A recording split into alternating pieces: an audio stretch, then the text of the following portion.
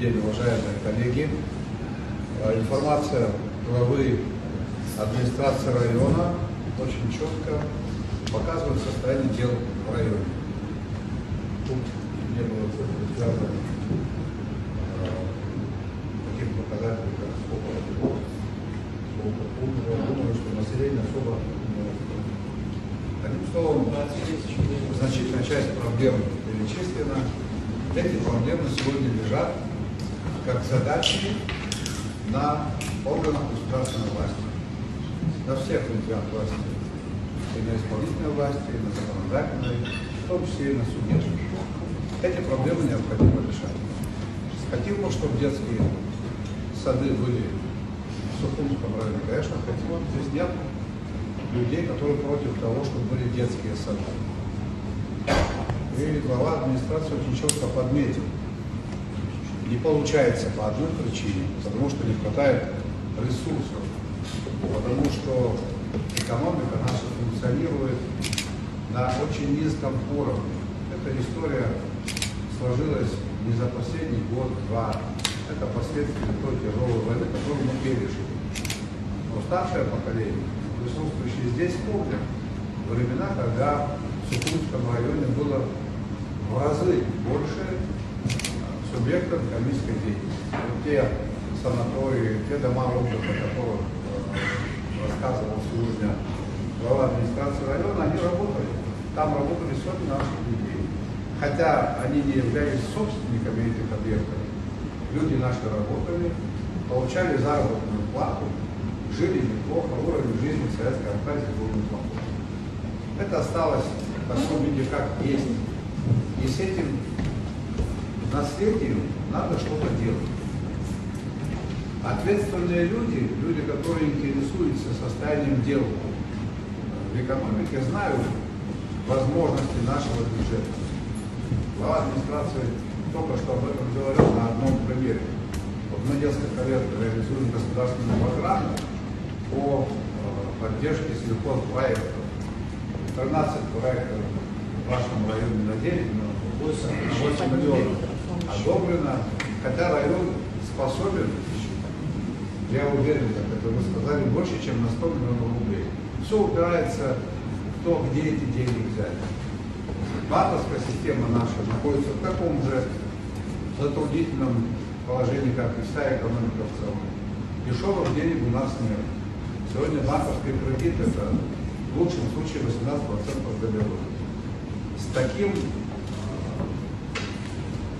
такой нагрузкой начинать организовывать бизнес, долго привлекать деньги очень сложно, практически невозможно. И вот мы имеем клубок, казалось бы, неразрешимых задач. На самом деле неразрешимых вопросов нет. Вопрос в одном, как правильно к этому подойти. Надо посмотреть в этом плане тот опыт, который сегодня используют в других государствах. Есть такая замечательная форма, как государственное и частное партнерство. В отсутствии, скажем так, возможности государства, возможность привлечения инвестиций частных внутри страны и из-за рубежа. Это работает везде. И это является таким экономическим, очень правильным механизмом. Я 1 и 2 мая текущего года проходил экономический форум минеральных водов. Субъекты Федерации Северокавказского федерального округа рассказывали о том, как у них развивается экономика. Вот в докладе, главы представительства президента Чайка там.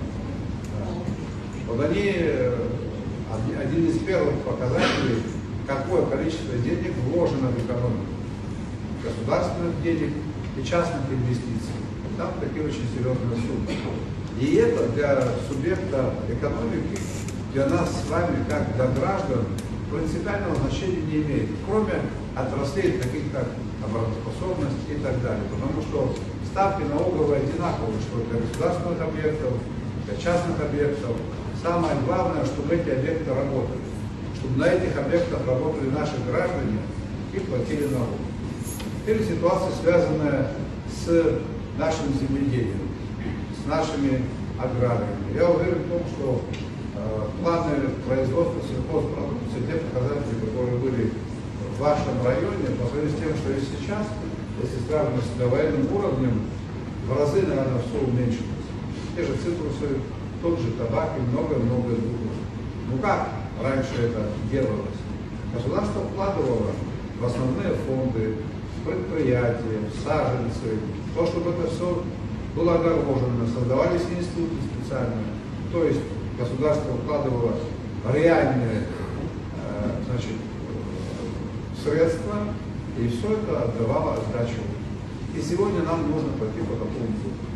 Я об этом говорил, и это является нашей, на мой взгляд, выверенной и правильной политикой. Теперь вот такой вопрос, о котором глава говорил, я хочу подчеркнуть. На самом деле социальная проблема. Человек построил объект, дороги нет возможности для расширения.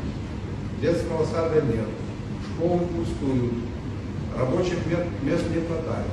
Вы вдумайтесь, уважаемые коллеги, я опираюсь на цифры, которые озвучил глава, 6 тысяч с чем-то людей трудоспособного населения. Делом заняты, грубо говоря, 1500-2000. 4000 человек не имеют дела. Если взять статистику совершаемых преступлений, здесь присутствует министр внутренних дел, заполняют материалы, кто такой, чем занимаешься. 78% тех, кто совершает преступления, это люди, которые не имеют постоянной работы.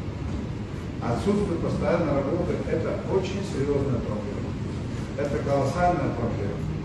И мы с вами должны, я как президент, вы как глава района, как глава районного собрания, депутаты, которые представляют народное собрание от вашего района, эти задачи решить.